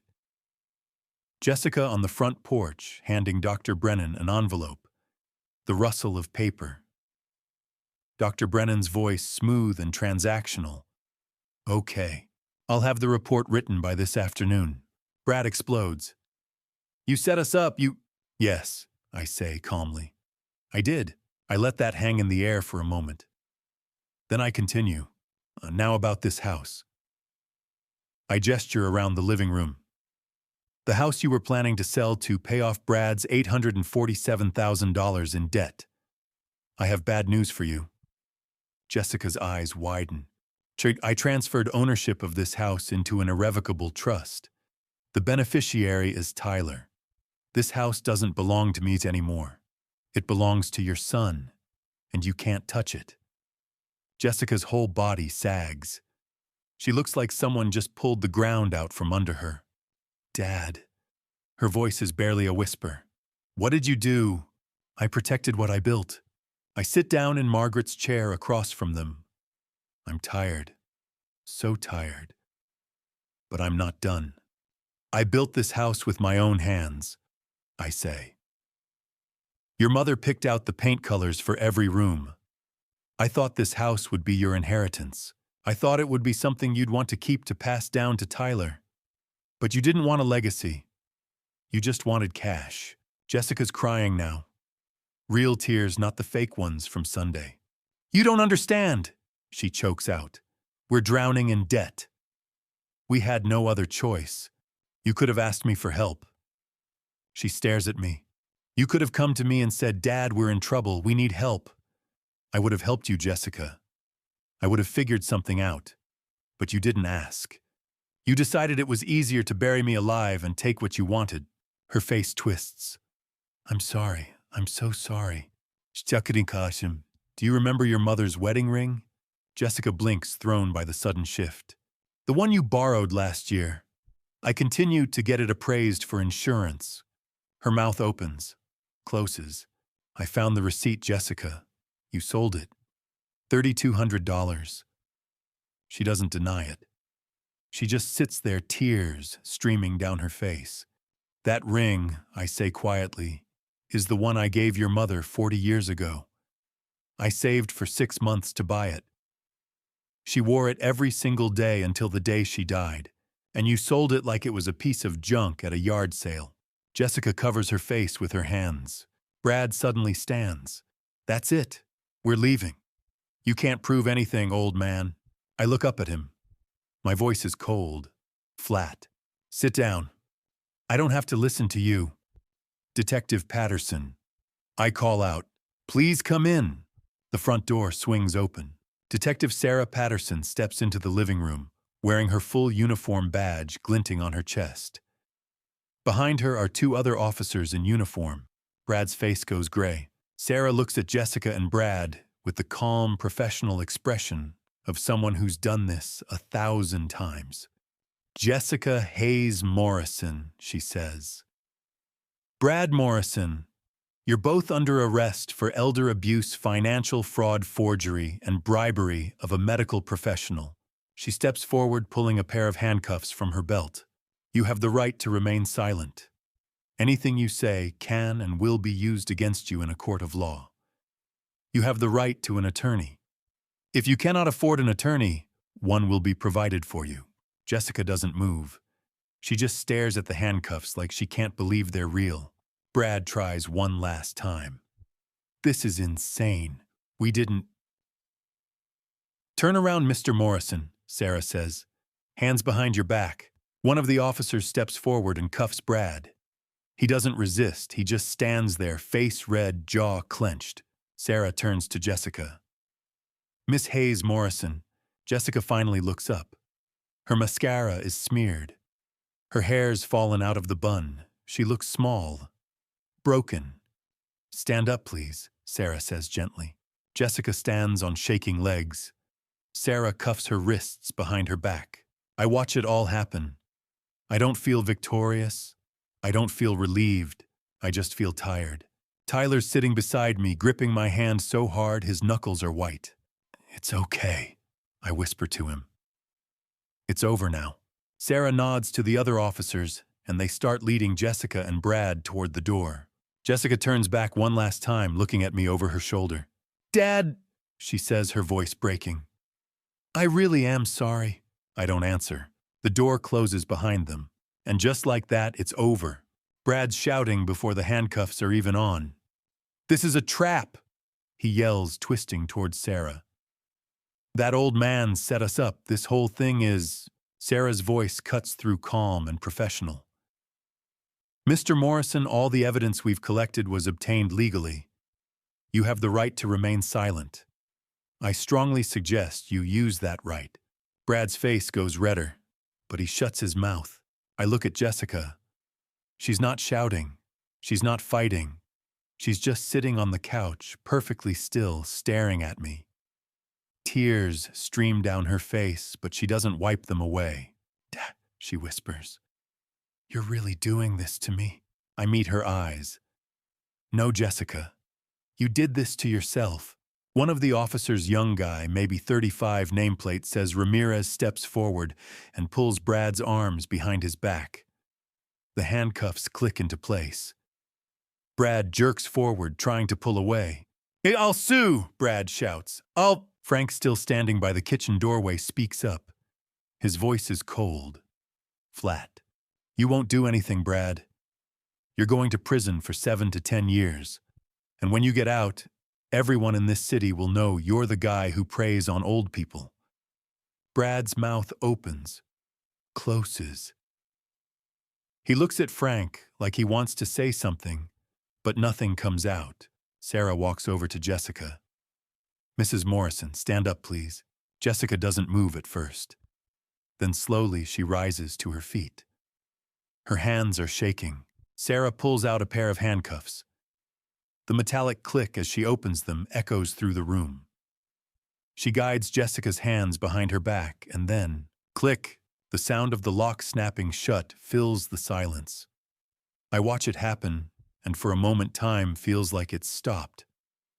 My daughter, in handcuffs, in my living room. Jessica turns her head toward Tyler, who's still sitting on the couch beside me. She says, her voice breaking. "Baby, I'm sorry. I did this for us. I was trying to..." Tyler stands up.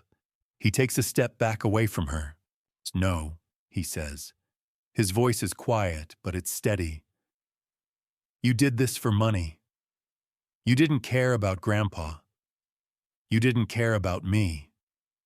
You only cared about yourself." Jessica's face crumples. "Tyler, please don't say that."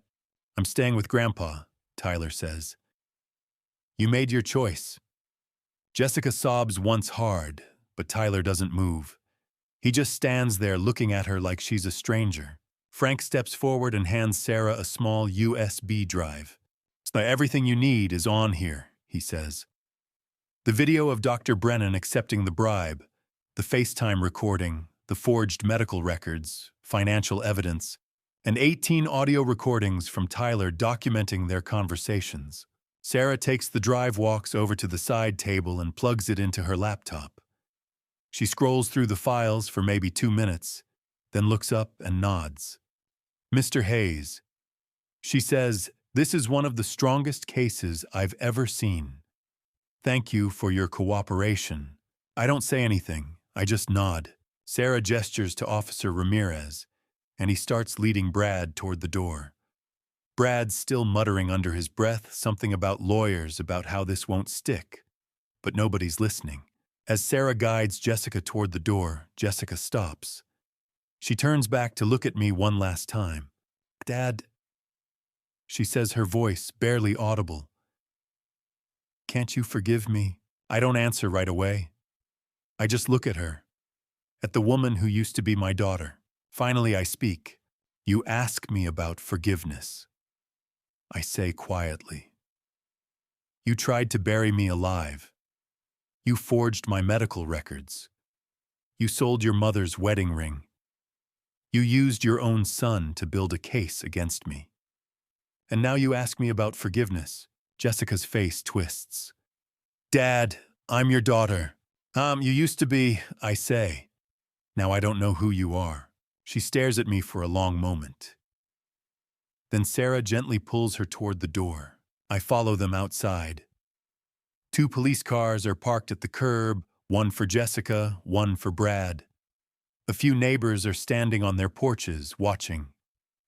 Mrs. Gable from across the street. The Harpers from 2 doors down. They're not saying anything, just watching. Officer Ramirez opens the back door of the first car and guides Brad inside. Brad's still trying to talk, but Ramirez shuts the door on him. Sarah opens the second car and helps Jessica into the back seat. Jessica doesn't look at me again. She just stares straight ahead, her face blank. The doors close, the engines start, and then the cars pull away, disappearing into the November fog. I stand on the porch for a long time, watching until I can't see the taillights anymore. Sarah walks over to me. "Mr. Hayes, we'll also be arresting Dr. Brennan this afternoon.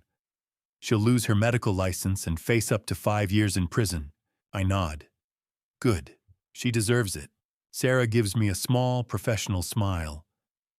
"You'll hear from us soon about next steps. Take care of yourself." She gets into her car and drives away. I walk back inside. The house is quiet. Too quiet. Tyler's sitting on the couch, his head in his hands. I can hear him crying soft, choked sobs that he's trying to muffle. I sit down next to him and put my arm around his shoulders. He leans into me and I just hold him. I don't say anything. There's nothing to say. The wall clock ticks. Outside, a car drives by. Life goes on. Frank's still standing by the window looking out at the street. "Walt," he says quietly, "you did the right thing. But you know that from now on, everything's going to be different." "I know it," I say. "What do you need?" "Time," Frank nods. He picks up his jacket from the chair, walks over and squeezes my shoulder once. Then he leaves. Tyler and I sit there in the silence. At 11 o'clock, my phone buzzes. I pull it out. A text from an unknown number. "Mr. Hayes, this is the law office of Davidson and Pierce. We have been retained to represent Jessica Morrison. We have been notified of her arrest. Please do not contact our client directly. All communication should go through our office." I stare at the message for a moment. Then I delete it. I set the phone down on the coffee table. Tyler looks up at me, his eyes red. "What was that?" "Her lawyer," I say. "What are they going to do?" I lean back in the chair and close my eyes. "They're going to fight," I say. "And so are we. The legal battle is just beginning." At 2 o'clock, my phone rings. Detective Patterson. "Mr. Hayes." She says, "I wanted to update you. Jessica's being interrogated right now.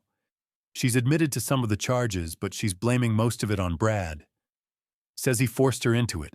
I close my eyes. She's lying. This was her plan. I heard her voice on that FaceTime call. She designed the whole thing. "We know," Sarah says. "We have the evidence.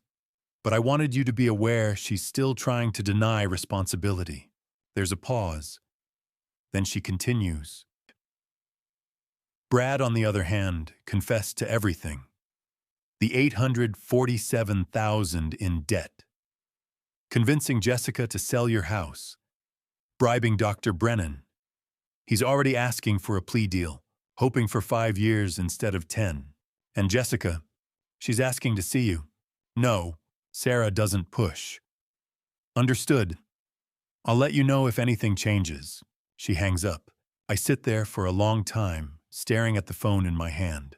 At 3 o'clock, I go back inside. Tyler's still on the couch exactly where I left him this morning. He hasn't moved. He's just sitting there staring at the wall. "Tyler," I say gently.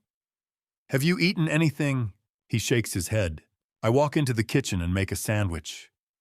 Ham and cheese, Tyler's favorite since he was 6 years old. I put it on a plate, grab a glass of water, and bring it over to him. "You need to eat," I say, setting it down on the coffee table. "I'm not hungry," Tyler says quietly. "I know, but you still need to eat." He picks up the sandwich and takes a small bite. Then another. I sit down next to him. After a few minutes, he speaks. "Grandpa, who am I going to live with now?" I look at him. "With me. Who else?" He blinks. "Really? Tyler, this house belongs to you now. Remember, you're the landlord. I'm just renting." I try to make it sound light, like a joke. But Tyler doesn't laugh. He just stares down at the sandwich in his hands. "Will I His voice cracks. Will I never see Mom again? I take a breath. You'll see her if you want to, but not right now. Your mother has to face the consequences of what she did, and you need time to heal. Tyler nods slowly. He doesn't say anything else. Just takes another bite of the sandwich. By the time evening comes, Tyler's gone upstairs to his room. I can hear him moving around up there, opening drawers, closing them, trying to settle into a space that used to feel temporary, but now might be permanent. I walk out onto the back porch and sit down in the old wooden chair. The one Margaret used to sit in on summer nights watching the fireflies. The sky over Portland is clear tonight. Stars scattered across the darkness like broken glass. I think about Jessica, 7 years old, tugging on my sleeve, asking me to name the constellations. That one's Orion, Dad. See the 3 stars in a row, that's his belt. 12 years old, standing on this same porch with her science fair project, a model of a suspension bridge she'd built out of popsicle sticks and wire. First prize. 20 years old, glowing in her wedding dress, holding my arm as I walked her down the aisle. Somewhere between that little girl and the woman I saw in handcuffs this morning, something broke. Was it my fault? Did I push her too hard? Expect too much? Was it Margaret's? Did we spoil her? Give her everything she wanted until she thought the world owed her more? Or was it Jessica's own doing? Did she make choices, one after another, that led her here? I don't know. I sit there for a long time watching the stars, and I ask myself the question I've been avoiding all day. Will I ever forgive her? A voice in my head, soft, steady, sounding a lot like Margaret, answers back. Forgiveness doesn't mean forgetting Walt. It means letting go of the burden. But I'm not ready to let go. Not yet. The wound's too deep. The betrayal's too fresh. Maybe someday, but not today. At 9 o'clock, my phone buzzes. A text from Sarah. Mr. Hayes, Jessica posted bail, $50,000. A bail bondsman covered it. Brad's mother paid the 10% fee, about $5,000. She's out, but there's a restraining order in place. She can't come within 500 feet of you or Tyler. Preliminary hearing is set for Thursday. Do you want to attend? I stare at the message for a moment. Then I type back, yes, I'll be there. Later that night, I lie in bed, staring up at the ceiling. The house is quiet. Tyler's asleep upstairs. The clock on the nightstand ticks softly. For the first time in 72 hours, I feel something I didn't expect. Emptiness. Not relief, not victory, not even satisfaction. Just emptiness. I saved the house. I saved myself. I saved Tyler. But I lost my daughter. And I don't know if I'll ever get her back. Or if I even want to. Thursday morning, November 21st. 10 o'clock. Multnomah County Courthouse. I walk in with Frank and Tyler. The building smells like old wood and floor polish. We sit in the 3rd row.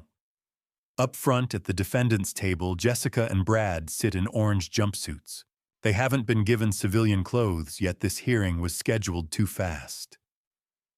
Jessica's hair is pulled back in a messy ponytail. No makeup.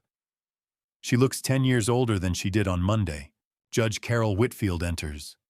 She's maybe 58, gray hair, cut short expression that says she's seen every excuse in the book. Everyone stands. She sits. We sit. The court will now hear the preliminary charges. She says, her voice flat and formal. She reads from a sheet of paper. Jessica Hayes Morrison. 6 counts of medical identity theft. 3 counts of forgery. 2 counts of elder financial abuse. 1 count of bribery of a medical professional. 1 count of criminal conspiracy. Maximum combined sentence 15 years. A pause. Then. Ija Brad Morrison. 2 counts of elder financial abuse. 1 count of criminal conspiracy. Maximum combined sentence 10 years. Jessica stares down at the table. Brad's jaw is clenched so tight I can see the muscle twitching. The judge looks up. Mr. Hayes, the court would like to hear your victim impact statement. I stand. Frank squeezes my shoulder once as I walk to the front. There's a microphone on a stand. I adjust it, clear my throat, and look directly at Jessica. My name is Walter Hayes. I'm 68 years old. I built the house my daughter tried to steal with my own hands. I raised her with everything I had: love, patience, the values I thought mattered. Honesty, kindness, family. Jessica's shoulders start shaking. I thought I taught her those things. I continue. But somewhere along the way, she learned something else. She learned how to lie, how to manipulate, how to betray the people who love her. I take a breath. I don't know where I went wrong. Maybe I pushed too hard. Maybe I didn't push hard enough. But I know this: if I hadn't fought back, I would have lost everything. Not just my house, my dignity, my freedom, my legacy. I look at the judge now. She didn't just try to take my property. She tried to erase me. I'm asking this court to hold her accountable under the full extent of the law. I step back. My hands are shaking, but I keep them at my sides. Thank you, Mr. Hayes, the judge says. Then she looks at Tyler. Tyler Morrison. The court understands you have something to say as well. Tyler stands. He's trembling. Frank puts a hand on his back, steadying him. Tyler walks to the microphone, and for a moment I think he's going to freeze. But he doesn't. My name is Tyler Morrison. He says, his voice quiet but clear. My parents told me to write down every time my grandpa seemed confused. But he was never confused. They wanted me to create fake evidence. They used me. He pauses, swallows hard. I love my grandpa, and I don't want to see my parents anymore. I watch Jessica's face crumple. She covers her mouth with her hand, but the sobs come anyway, loud, choking sounds that echo through the courtroom. Tyler walks back to his seat. He doesn't look at her.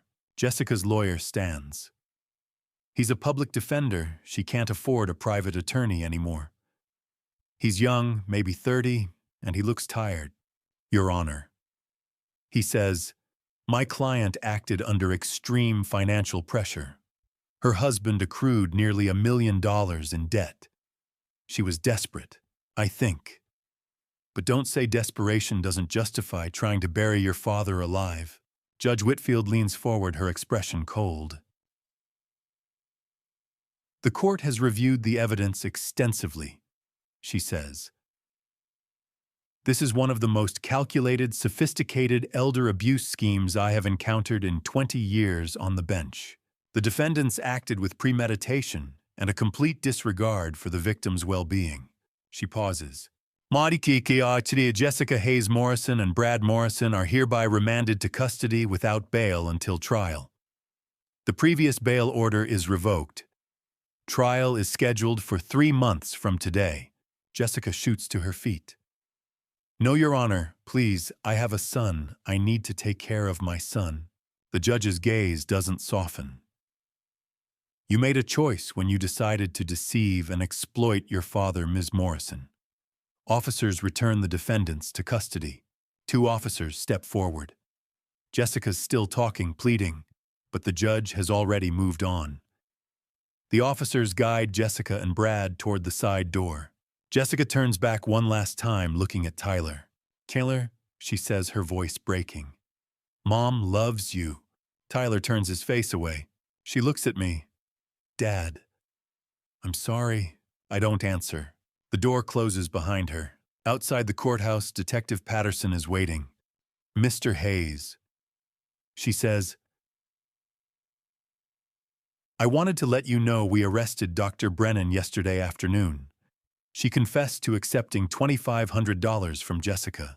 Her medical license has been revoked, and she's facing 5 years in prison. She'll also have to provide restitution to 12 other victims we've identified. I blink. 12 others, Sarah nods. She's been doing this for years, falsifying medical evaluations for families trying to get guardianship. You stopped her. That afternoon, Martin Blackwell calls. Mr. Hayes. He says, I have good news. We recovered $12,000 from Jessica's account money she'd taken from you over the past 6 months. And we found your wife's wedding ring. It was still at the pawn shop. Hadn't been sold yet. I redeemed it for $3,500. My throat tightens. You got it back. I'm sending it to you today. Thank you, Martin. That evening, I sit at the kitchen table. The small package arrived an hour ago. I open it carefully. Margaret's ring. It's been cleaned, polished.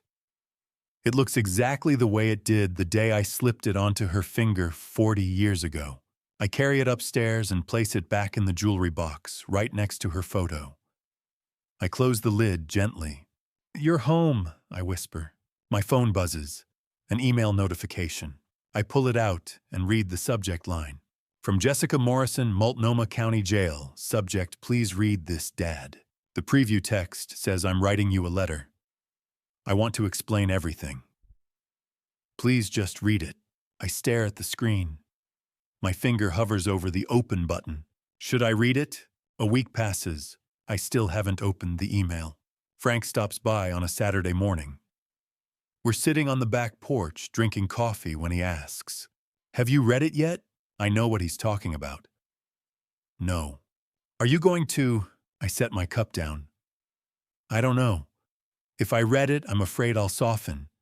If I don't, I'll spend the rest of my life wondering what it said. Frank nods slowly.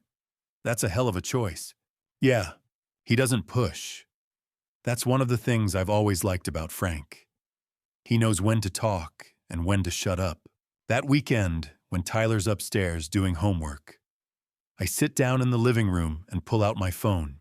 The email's still there, unread. I tap it open. The letter is 3 pages long, handwritten, scanned and sent through the prison's email system. Jessica's handwriting is small and careful, like she was trying not to waste space. I start reading. Dear Dad, I know sorry isn't enough to make up for what I did. I know you can't forgive me. But I need you to know this. I didn't start out wanting to hurt you. I stop. Take a breath. Keep reading. 18 months ago, Brad lost $500,000 in a bad real estate deal. We were facing foreclosure. I panicked. I thought if I could sell your house, we'd clear the debt, and then I'd buy you a smaller place, something easier to manage, more comfortable. I told myself I was helping you. Downsizing, reducing your burden, but somewhere along the way, the plan got darker. I started cutting corners. I started lying. And the worst part is, I started believing my own lies. I convinced myself you really were confused, that you really did need help, that I was doing the right thing. I close my eyes for a second. Then I keep going. The ring.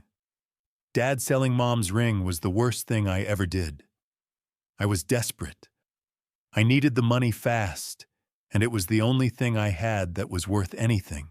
But every night since then, I've seen her face in my dreams. I think she'll never forgive me. And I don't blame her. My throat tightens. I force myself to keep reading. I'm sorry for what I did to Tyler. I'm sorry I turned my own son into a spy. I'm sorry I used him to build a case against you. I don't deserve to be his mother. Dad, I'm not asking you to forgive me now. I know I don't deserve it, but maybe someday, 5 years, 10 years from now, you'll be able to look at me and see more than just a traitor. Maybe you'll see the daughter who used to love you. I accept this punishment. I deserve it, but I still love you. Even if you don't believe me, it's true. Love, Jessica. I set the phone down. For a long time, I just sit there. Part of me is furious. She's still trying to justify it. I thought I was helping. What kind of nonsense is that? Part of me is in pain. This is still my daughter. She's wrong. God, she's so wrong, but she's my blood. And part of me is just tired. I'm 68 years old. I'm too old to carry this kind of anger around. But I'm not ready to forgive her. Not yet. I don't reply to the letter. But I don't delete it either. I print it out, fold it carefully, and put it in the bottom drawer of Margaret's old desk, the one where she used to keep her diary. Someday, maybe I'll be ready to forgive her. But not today. That evening, Tyler comes downstairs. "Grandpa," he says quietly. "Did you read Mom's letter?" I look at him. I did. Do you want me to read it?" I think about it for a moment. Then I shake my head. "That's up to you, Tyler. If you want to, I'll give it to you. But you don't have to." Tyler's quiet for a long time. Then he says, "Not yet. Maybe when I'm older." I nod. That's a wise choice. Later that night, I'm lying in bed, staring up at the ceiling, and I remember something Margaret told me years ago. We'd had a fight with my brother over something stupid, I don't even remember what. We didn't talk for 6 months. Margaret finally sat me down one night and said, "Walt, forgiveness isn't for the other person. It's for you. Carrying anger around is like carrying a rock.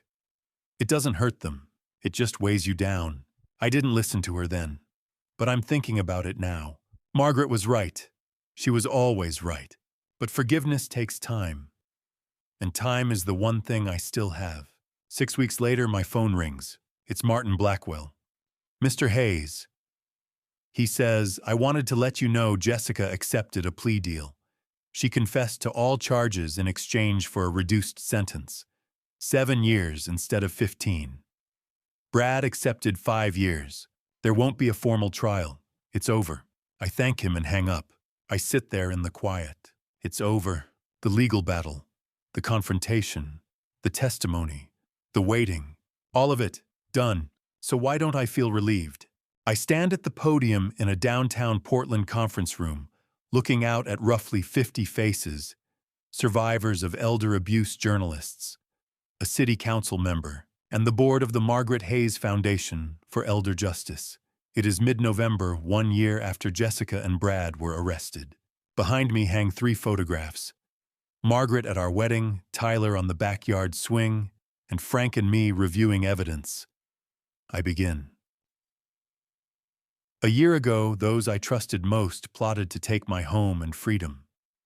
Thousands of older Americans face similar betrayals every year. The Margaret Hayes Foundation offers free legal representation, investigative support, and counseling to victims of elder abuse.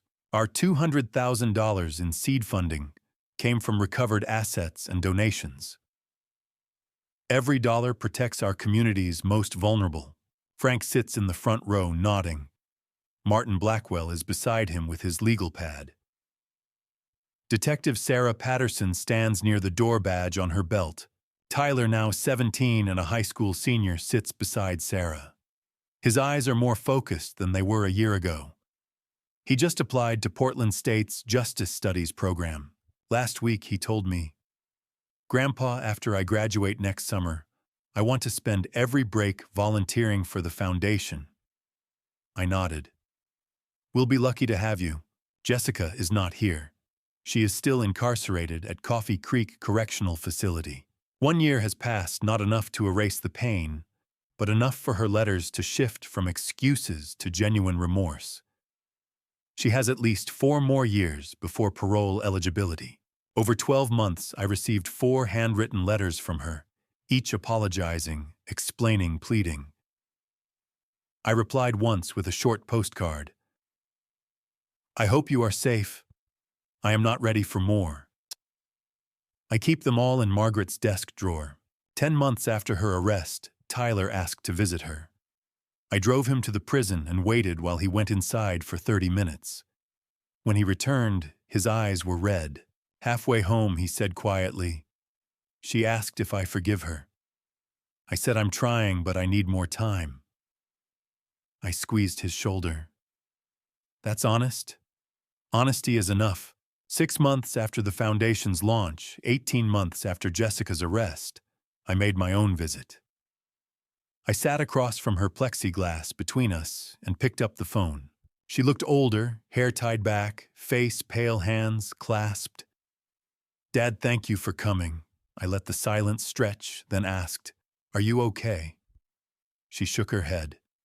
No, but I'm alive, and I think about you and Tyler every day.